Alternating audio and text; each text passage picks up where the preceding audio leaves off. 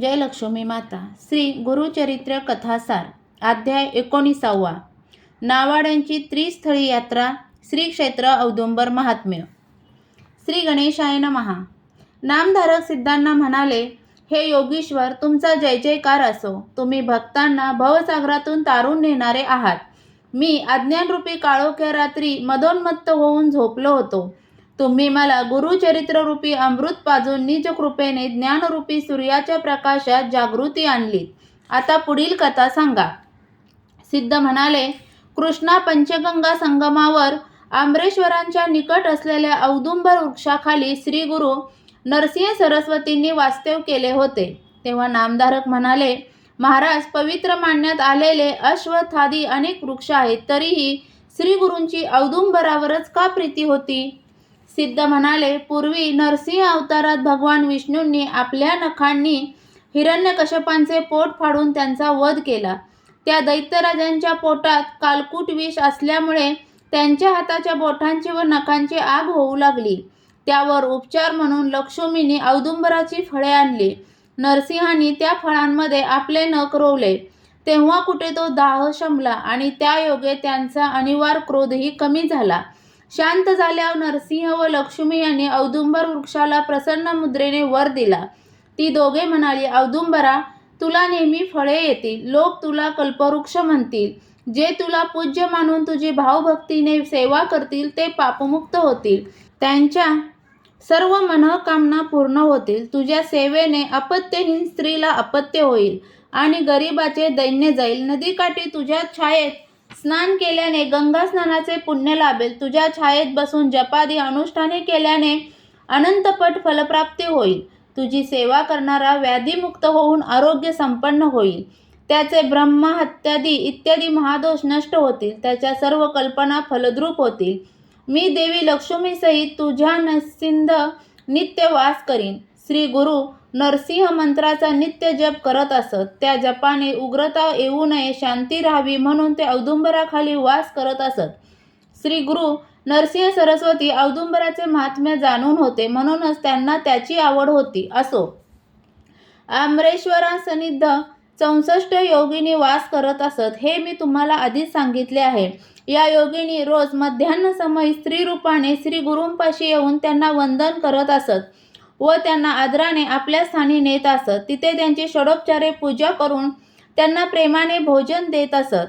त्यानंतर श्री गुरु पुन्हा औदुंबरापाशी येत असत. एके दिवशी एका ब्राह्मणाच्या मनात त्यांच्याविषयी जिज्ञासा उत्पन्न झाली. ते विचार करू लागले, हे यती या अरण्यात एकांतात राहतात आणि भिक्षेसाठी गावातही येताना दिसत नाहीत.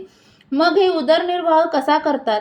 इतर वेळी काय करतात? हे जाणून घेण्याकरता यांच्यावर पाळत ठेवण्यासाठी एखादा मनुष्य नेमला पाहिजे. मग त्या दिवशी श्री गुरूंवर लक्ष ठेवण्यासाठी ते स्वतः संगमावर गेले. त्यावेळी त्यांना श्री गुरूंचे इतके भयंकर रूप दिसले की भयभीत होऊन ते पळूनच गेले.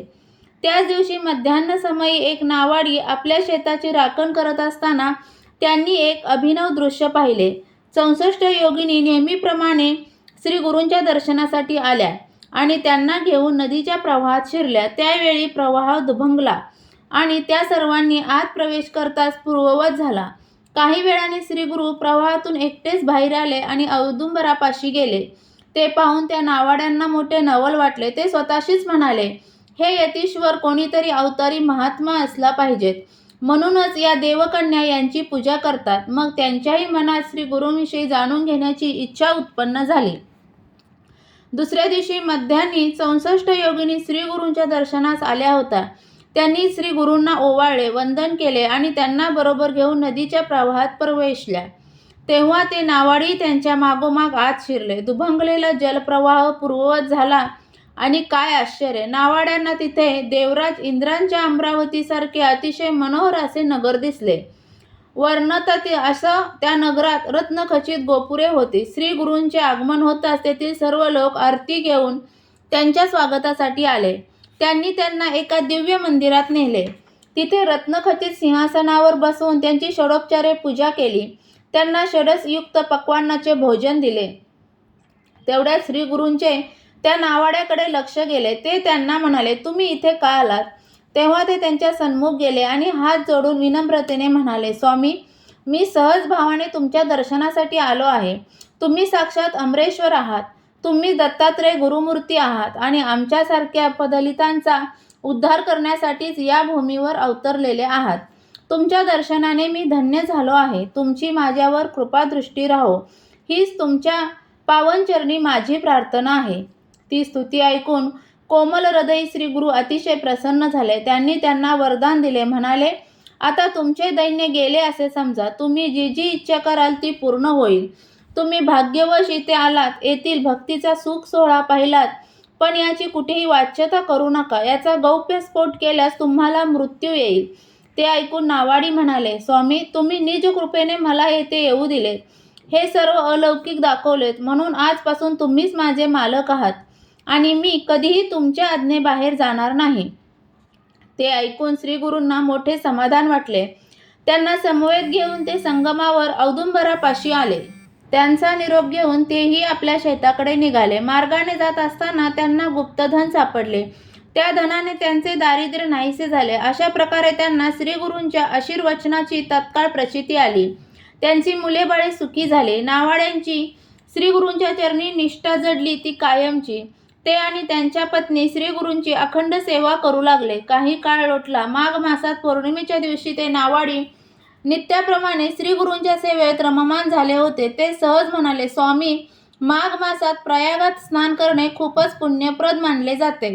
काशीचे महात्म्यही खूप थोर आहे. असे म्हणतात, मी अडाणी आहे, ज्ञातिहीन आहे. ही पुण्यक्षेत्रे मला कशी पाहता येणार? मला तिथे कोण नेणार? ते ऐकून श्रीगुरूंना त्यांचा कळवळा आला. ते म्हणाले, हे सद्वक, कृष्णा पंचगंगांचा संगम असलेले हे स्थानच प्रयाग तीर्थ आहे आणि अमरेश्वरांचे वास्तव्य असलेले हे नगर दुसरे काशी क्षेत्रच आहे. कोल्हापुराला दक्षिण गया म्हणतात. ज्यांना उत्तरेकडील काशी गया प्रयाग क्षेत्री जाता येत नाही, त्यांनी या तीर्थस्थळांची यात्रा करावी, म्हणजे तोच पुण्यलाभ होतो. पण तुम्हाला ती क्षेत्रे प्रत्यक्षच पाहायची आहेत ना? मग चला माझ्याबरोबर. ती सकाळची वेळ होती. श्री गुरु व्याघ्रचर्मावर बसले होते. त्यांनी नावाड्यांना मागे बसण्यास सांगितले व म्हणाले, मला नीट घट्ट धरून बसा. ते तसे बसताच श्रीगुरूंनी आपल्या अचिंत्य योगशक्तीने त्यांना क्षणार्धात प्रयाग क्षेत्री नेले. तेथील संगमावर स्नान करून मध्यान्ह ते काशी क्षेत्री आले. तिथे गंगेत स्नान करून विश्वेश्वरांचे दर्शन घेतले.